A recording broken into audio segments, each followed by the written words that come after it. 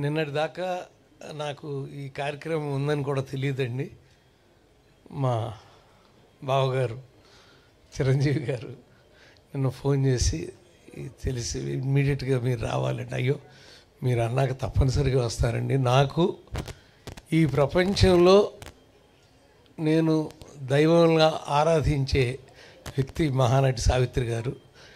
ఆవిడ ఫంక్షన్కి మీరు రమ్మని నన్ను పిలవటం నా అదృష్టంగా భావిస్తాను అని చిరంజీవి గారికి చెప్పారండి. అది వన్ అండ్ ఓన్లీ కొద్దిమందే ఉంటారండి ప్రపంచంలో.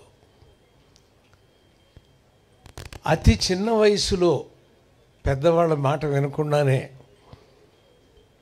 ఇండస్ట్రీకి వచ్చిన సాహసం, కనీసం తల్లి ముందు ఒప్పుకోలేదు, తర్వాత ఒప్పుకున్నారని చెప్పారు.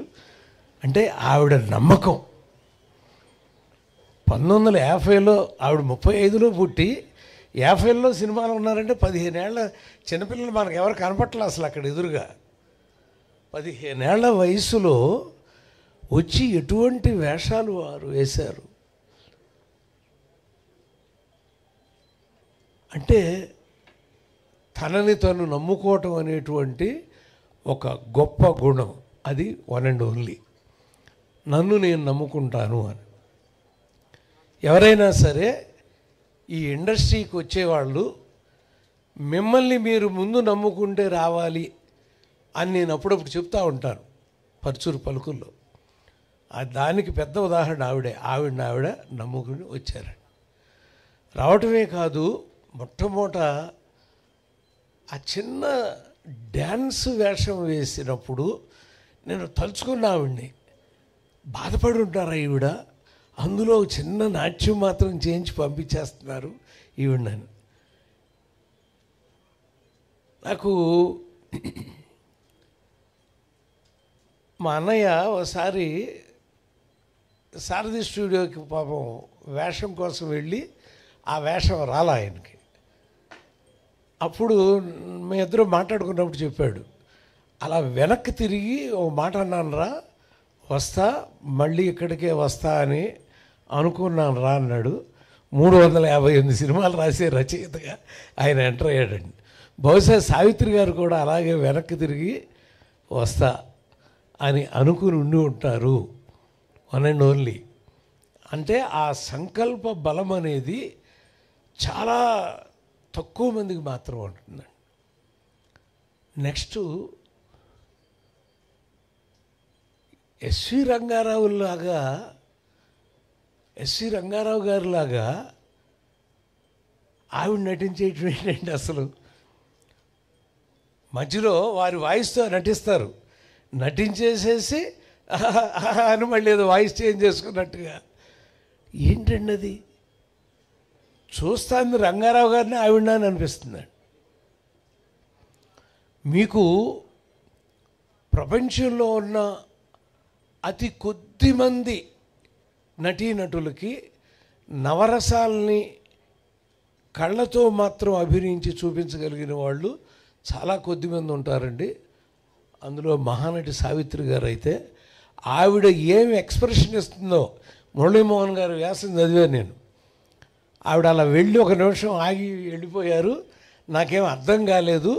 ఆ తర్వాత చూసినప్పుడు అయోమయం, అమ్మ ఇదా ఆవిడ చేసింది అని. అంటే ఆ చిన్న ఎక్స్ప్రెషను అనేది ఆవిడకే చెల్లండి. అంటే వన్ అండ్ ఓన్లీ సావిత్రి గారికి మాత్రమే చెల్లుతుంది. తను ఏమి ఎక్స్ప్రెషన్ ఇస్తున్నారు అనేటువంటిది ఆవిడకే చెల్లుతుందండి. అలా ఒక అద్భుతమైనటువంటి నర్తనశాల. కీచకుడు వెంటబడినప్పుడు కానీ ఆ ఎస్వి రంగారావు గారితోనే అది కూడా ఆ నటన చూస్తున్నప్పుడు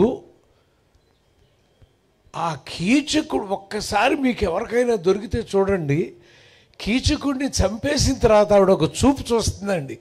మీ ఎంతమంది గమనించారో ఆ చూపు నాకు తెలియదు, కానీ ఒక్క చూపు చూస్తుందండి కీచకుడు చనిపోయినప్పుడు.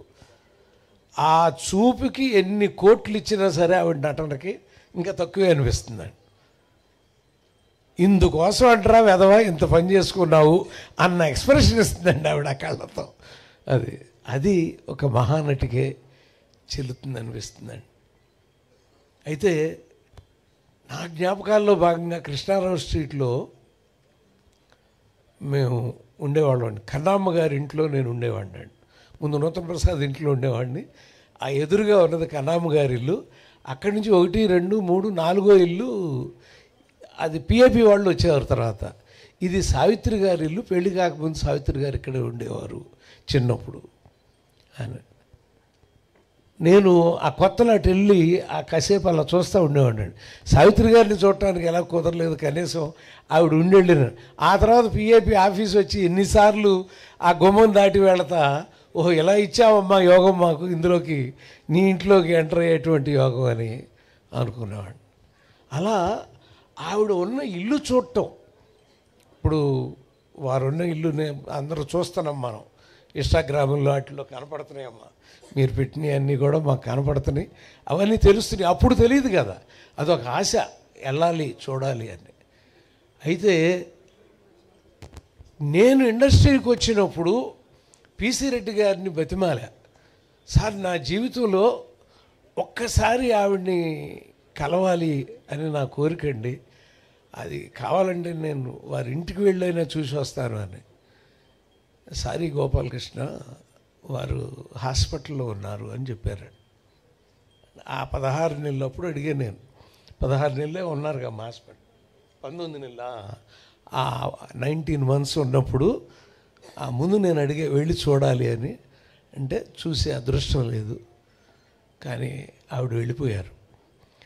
భౌతికంగా సావిత్రి గారు వెళ్ళిపోయారు, కానీ వెండి తెరని ప్రేమించే కోటాను కోట్ల మంది ప్రజలు, ఇప్పుడు మీ అందరి సాక్షిగా ఎన్ని కోట్ల మంది చూస్తారో నాకు తెలుసు ఈ కార్యక్రమాన్ని, అందరి సాక్షిగా సావిత్రి గారు సజీవంగానే ఉన్నారు.